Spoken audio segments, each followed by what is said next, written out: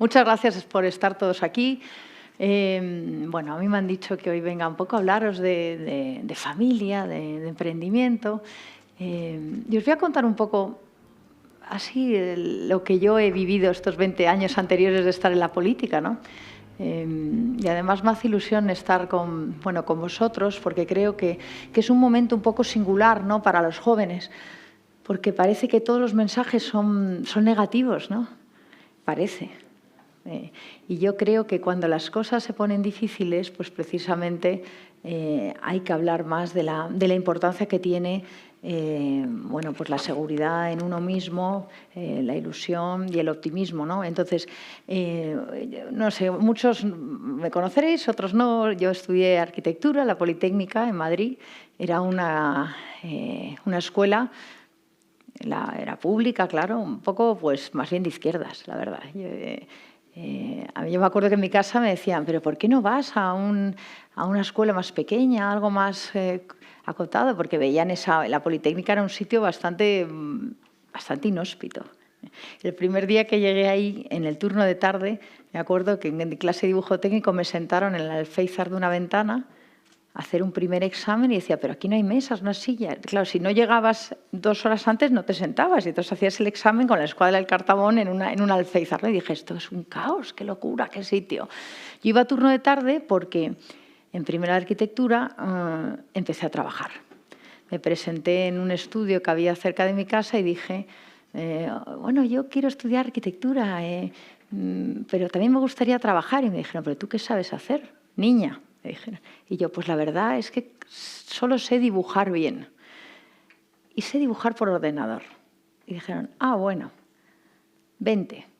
Y me sentaron ahí al lado de un plotter y empecé a trabajar por las mañanas. Y entonces me cambié al turno de tarde de arquitectura. Bueno, total, que yo por las mañanas trabajaba y por las tardes me iba a la escuela. Y por las noches dibujaba, porque en la escuela en arquitectura pues teníamos proyectos, todas las noches tenías que dibujar. En ese momento no teníamos móviles, teníamos las radios donde nos pasábamos mensajes de unos a otros de ánimo a todos esos que estáis dibujando. En ese momento con Rotring, que a las 6 de la mañana, cuando habías terminado una lámina preciosa, de repente te caía el goterón del Rotring, todo eso se fastidiaba y tenías que volver a empezar a dibujar todo, ¿no?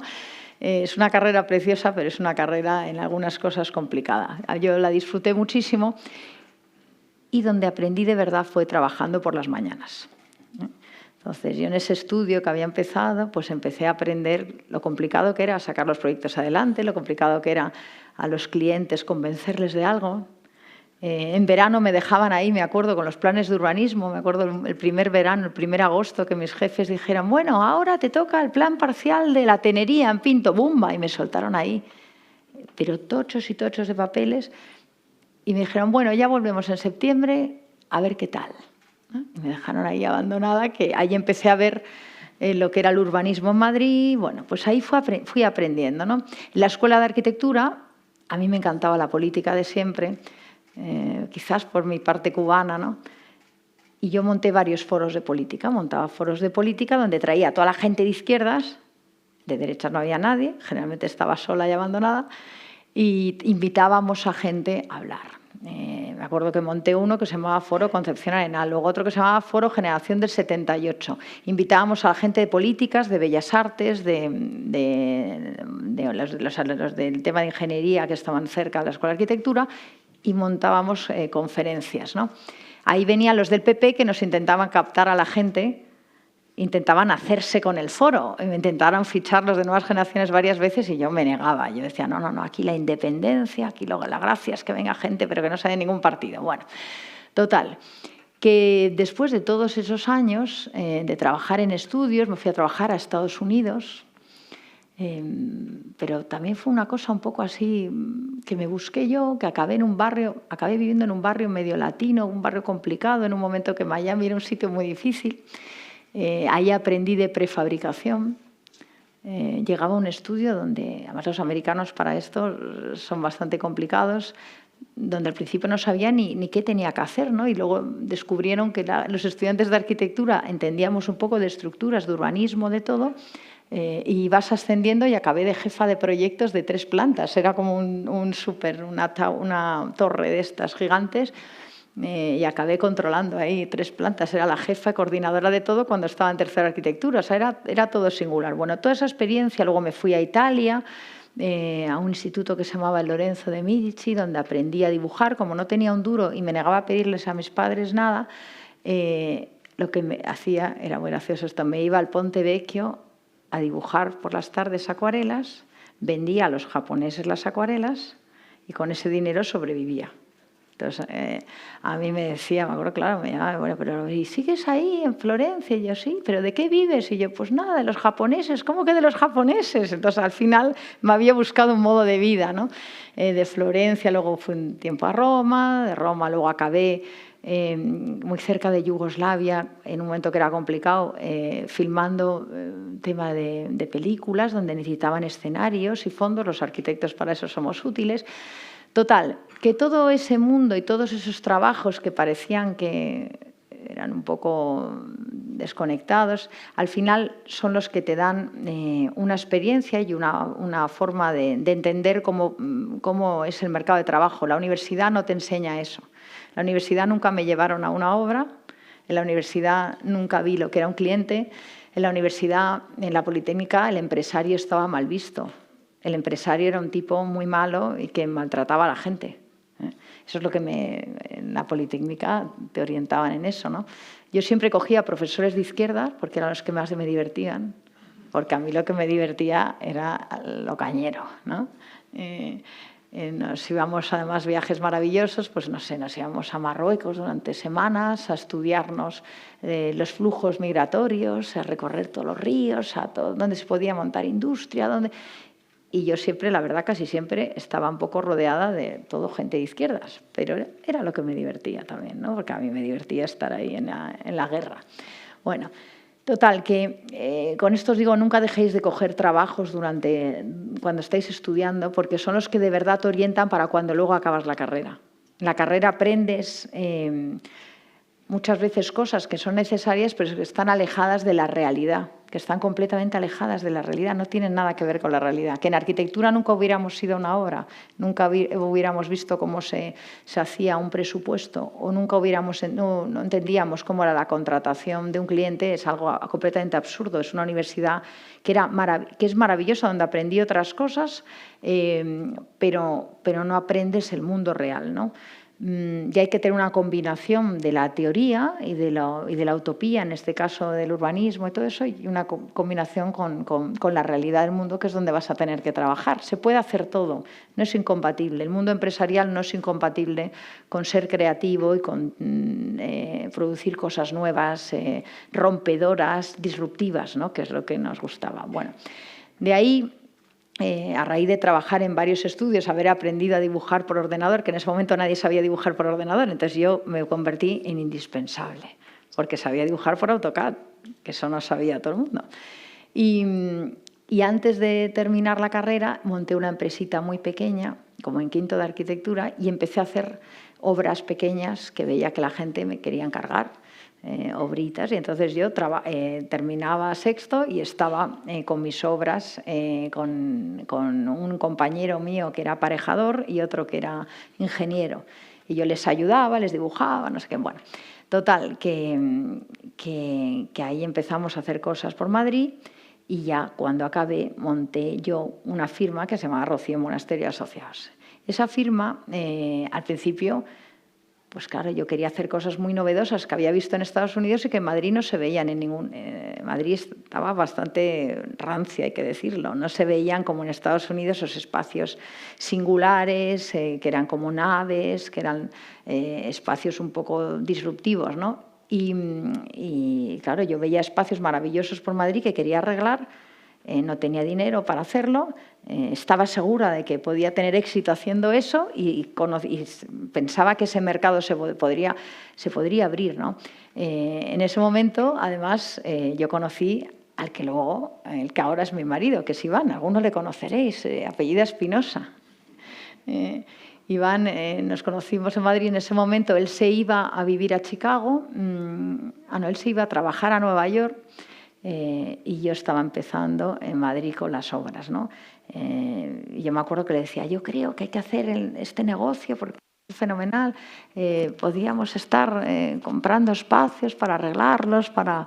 Bueno, ahí empezamos a ver locales, cosas abandonadas por Madrid, y yo me acuerdo que íbamos a los bancos, iba a los bancos y yo les decía, no, yo quiero arreglar esto, mirar el proyecto, y los bancos me miraban, los de los bancos, con incredulidad, no se podían, decían, pero bueno, ¿tú qué vas a hacer aquí? Y yo, no, mira, yo en 3 meses esto que vale 200.000 euros, yo lo puedo vender por 400.000. Y al principio no me creían para nada, claro. Hasta que hubo un banco que un día dijo, venga, te financiamos. Y efectivamente yo me metí ahí, lo arreglé y volví y devolví el crédito. Y entonces me financiaron el siguiente. Y el siguiente, y el siguiente, y el siguiente, hasta que llegó un momento que teníamos 25 obras abiertas a la vez.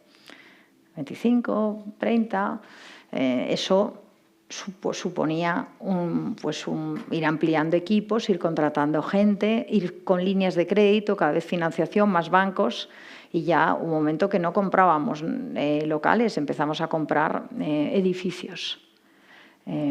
Claro, ahora que vemos las medidas de la señora Ayuso, que dice que quiere ayudar al que viene de fuera con una bonificación si compra un local o un edificio de 300.000, de 60.000 para quien viene de fuera, pero no para el que está aquí, comprenderéis que yo lo digo, pero vamos a ver, habrían dejado a ese joven que está empezando, lo habrían dejado tirado, ¿no? Al que hace falta ayudar es el que está creando empleo y el que está generando aquí, y por supuesto a los otros también, pero en igualdad de condiciones, ¿no? Cuando empiezas un negocio, además de una buena idea, tienes que tener capacidad de ejecución. Hay gente con ideas maravillosas, brillantes, que no es capaz de ejecutar nada, porque no tiene el tesón, porque no es capaz de tener orden en la contabilidad, porque no es capaz de cumplir con las obligaciones tributarias, porque no es capaz de tener el armazón jurídico que le permite sacar adelante los proyectos o los procesos, porque no es capaz de ver con qué socios tienes que aliarte y se confunde de socio, porque no es capaz de ofrecer al mercado algo creativo, un producto distinto que distinga del competidor. Entonces, todo eso hay que conseguir hacerlo bien, si no, no sacas adelante tu negocio, ¿no? Yo os animo a todos a montar una pequeña empresa. Es algo durísimo, pero es precioso. Hay que tener muchas ganas de trabajar. Hay días que no es fácil porque piensas que te has equivocado de tema o te has equivocado de mercado o que tu producto no va a pegar, pero merece la pena el riesgo. ¿Tiene riesgo? Sí. Tiene riesgo ir a un banco y endeudarse. Tiene riesgo crear un producto cuando no lo hay. El producto que generé yo en Madrid no existía. Nadie arreglaba naves y les cambiaba el uso y compraba edificios y los transformaba como lo hacíamos nosotros. Yo me acuerdo, mi primera entrevista con El Mundo fue en el año 99, por ahí, que venían a preguntarme como si yo fuera una extraterrestre. ¿Qué es lo que hace usted en Madrid? O sea, era un producto muy novedoso, ¿no? Pero el riesgo merece la pena. Antes es bueno haber trabajado por cuenta ajena, porque ahí entiendes cómo funciona una empresa, cómo es el trabajo real, que no tiene nada que ver con la universidad. Y hay gente con ideas brillantes que no llega a ningún sitio porque no es capaz de ejecutar, y gente que ejecuta muy bien, que le faltan ideas para distinguirse, que no es capaz de sacar nada adelante, ¿no? Y todo esto, además, hay que combinarlo con la familia, con la vida personal. ¿Y cómo se hace eso? Pues no es fácil. Yo cuando empecé, cuando Iván y yo empezamos, Iván vivía en Estados Unidos y yo en España. Imaginaros, porque cada uno teníamos una empresa. Iván estaba en el mundo del show business, del espectáculo, después de haber hecho un máster en Chicago, y yo estaba en el mundo de la construcción. Y los dos teníamos mucho cariño a nuestras empresas y no queríamos tampoco dejarlas, no sabíamos cómo hacer, en qué país vivir. Y en ese contexto, además, además con una crisis brutal derivada de lo que pasó con ¿os acordáis? Con las torres gemelas, el atentado terrible en Nueva York, ¿no? Eso marca, eso es un antes y un después para la economía, es un antes y después para Occidente, es un antes y después para todos. Y nosotros lo vimos, yo me acuerdo, yo estaba en un bar, estábamos en una obra y vi cómo caían las torres gemelas y dijimos, Dios mío, ¿esto qué ha pasado? ¿No? No nos lo creíamos, parecía una película. Eso cambió el mercado económico, el contexto, todo, cambió el mundo, cambió la política, el mundo digital, del show business, de Internet, se hundió y las empresas suyas, de todos sus amigos, todos se hundieron. Quebraron todas en Estados Unidos. La de Iván también. Quebraron. Quebraron es que habías construido algo y que de valer esto vale 0. Y hubo un montón de gente que había salido de un máster con un éxito y que se supone que tenían la vida organizada y de repente 0. No solo lo has perdido todo, sino que debes a todos tus socios, debes a los inversores, debes a tus clientes. Y esto lo hemos vivido nosotros. Iván volvió a España quebrado y se incorporó a lo que estaba haciendo yo en Madrid. Empezamos otra vez como de 0, ¿no? A volver a empezar. Y en ese momento, además, pues de repente nació la mayor de nuestros hijos. O sea, imaginaros el momento. Que yo me acuerdo de una amiga nuestra que me decía, que es de los mejores consejos que me han dado, que decía, Rocío, nunca hay un buen momento para tener un hijo. Porque yo me acuerdo en ese momento, decía, Dios mío, con lo que ha pasado, la economía se ha ido al garete. Los de Estados Unidos, vamos, no solo no tienes una empresa, sino que debes dinero. En Madrid estamos empezando con un mercado que no conocemos bien, con unos bancos que hay que devolver el dinero. Una situación complicada. Y en esa situación nació la primera de mis hijos. Yo tengo cuatro niños.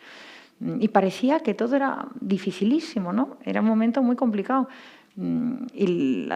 Y en cambio fue lo más maravilloso que hicimos, ser padres jóvenes, que yo lo recomiendo a todo el mundo.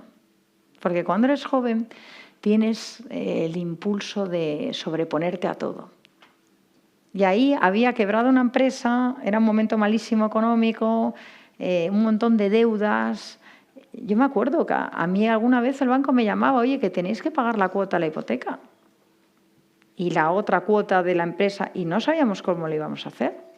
Y al final lo hacíamos. Y clientes que no te pagaban, que decían que no podían. O sea, esa es la realidad del mundo. Y esto ha pasado más veces. Y ahora que se ve todo un poco complicado, ha habido muchas más veces donde se veía todo complicado. Y al final se sale. ¿Y se sale cómo? Se sale con ilusión, se sale si crees en ti mismo, se sale si eres capaz de levantarte cuando te dan un revés. Si eres capaz de levantarte cuando te dan un revés. La gente que sale es la gente que cuando le dan una bofetada se levanta otra vez. Cuando te quiebras te vuelves a levantar. Cuando te sale mal un proyecto vuelves a intentarlo.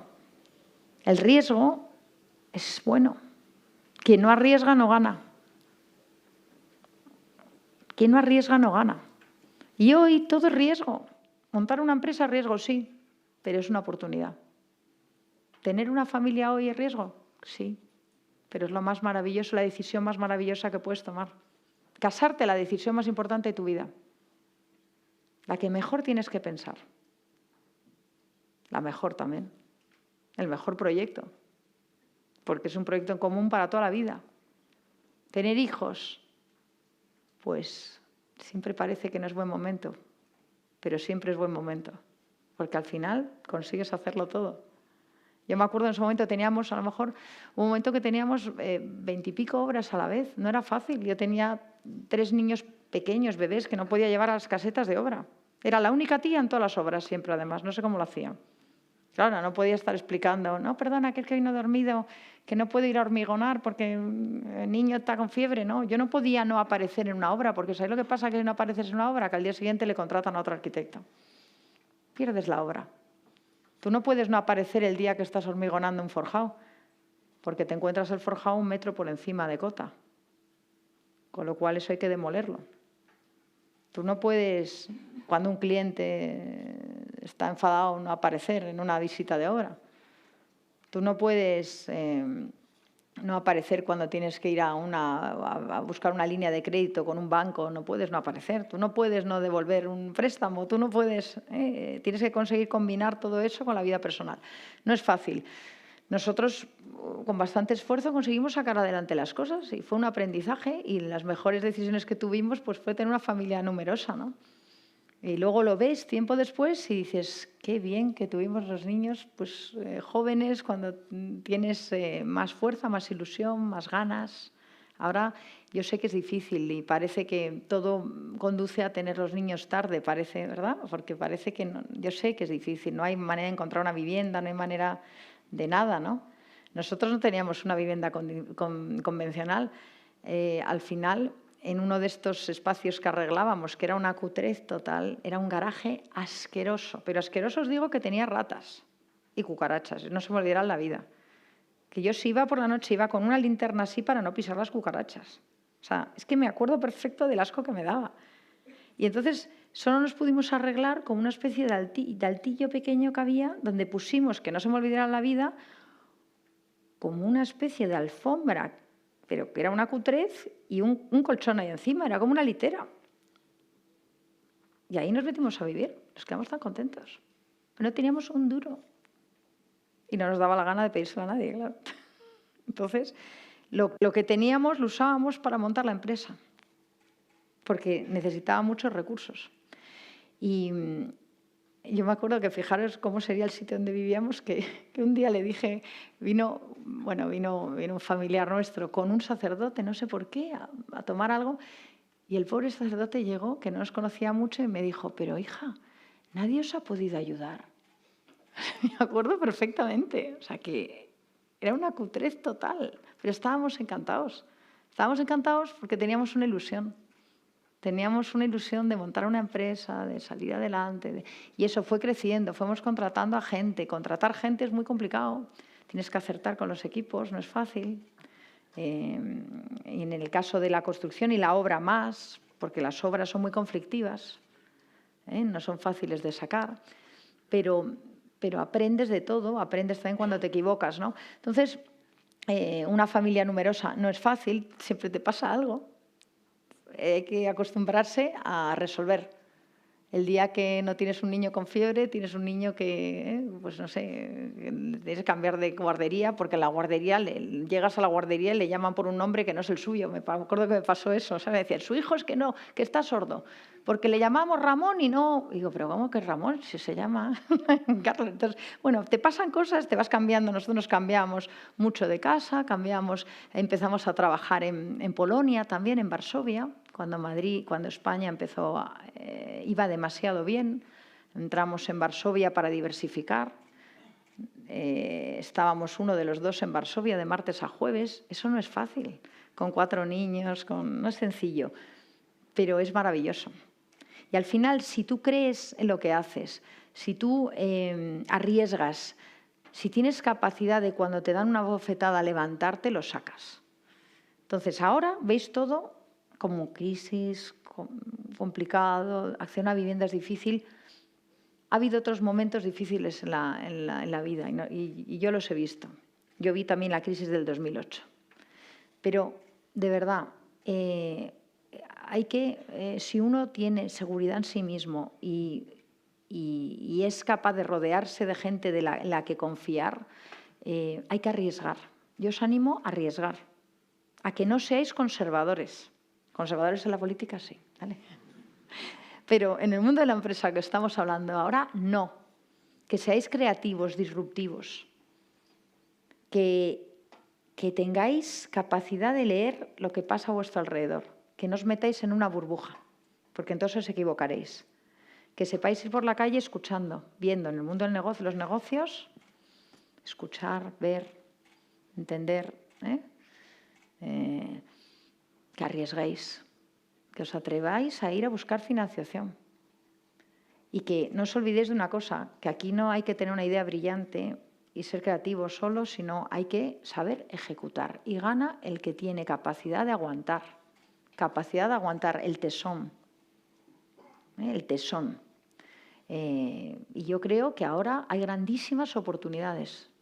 Yo a veces pienso, si no estuviera en política, estaría metida en 1000 líos empresariales. En 1000, porque veo oportunidades por todos sitios. Por todos sitios. Pero el mundo es de los valientes. El mundo es del que no se achanta. El mundo es el que no se deja arrasar por el entorno que parece que es negativo. Y a veces escucho y la gente, el pesimismo no lleva a nada, el optimismo te lleva a todo. El optimismo con cabeza, o sea, no separándote de la realidad. Entonces, yo aquí os quiero animar hoy. Yo quiero animaros a que emprendáis, quiero animaros a que cuando estéis estudiando trabajéis también. No perdáis un minuto para conocer la realidad. Trabajar fuera de España, lanzaros, presentaros en un sitio y decir, quiero trabajar.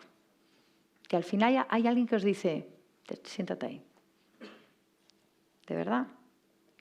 Ir con vuestro portátil. Yo iba con el ordenador para que no me dijera, no tengo equipo para ti. Y me sentaba tal cual, de verdad. O sea, y eso, lanzaros a trabajar cuando estáis estudiando, montar empresas y, por supuesto, pues una familia. Siempre, eso que me dijeron, nunca es buen momento para tener un niño y es lo más maravilloso que puedes hacer. Pues eso es lo que creo firmemente y para mí ha sido lo más maravilloso. No os dejéis, y especialmente os lo digo ahora a las mujeres, no os dejéis convencer de esto feminismo que parece que nos quiere enfrentar a las mujeres de la profesión con la maternidad. Que parece que para ser una profesional de éxito tienes que dejar de tener niños. ¿Qué es lo que nos quieren contar? No, se saca, pero se saca con trabajo en equipo. Yo lo he sacado porque Iván y yo nos complementamos. Porque el día que no dormía uno, el otro ayudaba con el niño, el día que uno tenía que ir a una obra, el otro. Es un trabajo en equipo. El matrimonio es un trabajo en equipo. Ahora atacan el matrimonio, atacan la familia, atacan a la mujer, que le dicen que para ser buena profesional no tiene que tener hijos. Pues no es verdad. No es verdad. Y se puede hacer todo. Y yo creo que vosotros podéis hacer y proponer todo lo que os propongáis. Y yo os animo a que estéis en política, que también montéis algo, que trabajéis, que tengáis una familia y que le demos una lección a estos progres, que ya está bien. Que ya está bien de que nos cuenten que tenemos que estar solos, con relaciones esporádicas, sin tener hijos y que el mundo se va a acabar en 6 años, como nos decían ayer en el Pleno con los refugios climáticos. Ya está bien de tomar el pelo a la gente, ¿no? Ya está bien. Aquí lo que tenéis que hacer todos es tener una vida, pues eso, maravillosa y sacarla adelante y convencer de nuestras ideas a todos porque son las mejores y darle una lección a estos progres que lo único que traen es soledad, pesimismo, egoísmo y una sociedad en que nadie se ayuda a nadie y que todo el mundo va, bueno, pues eso, a atacar y a destrozar los vínculos y los lazos que nos hacen más fuertes, porque la familia nos hace más fuertes. El matrimonio nos hace más fuertes, nos compromete. Comprometerse en política nos hace más fuertes, porque defendemos ideas. Y tener hijos te hace más fuerte, porque no luchas por ti, luchas también por el futuro de tu país y por los tuyos, y les puedes mirar a los ojos.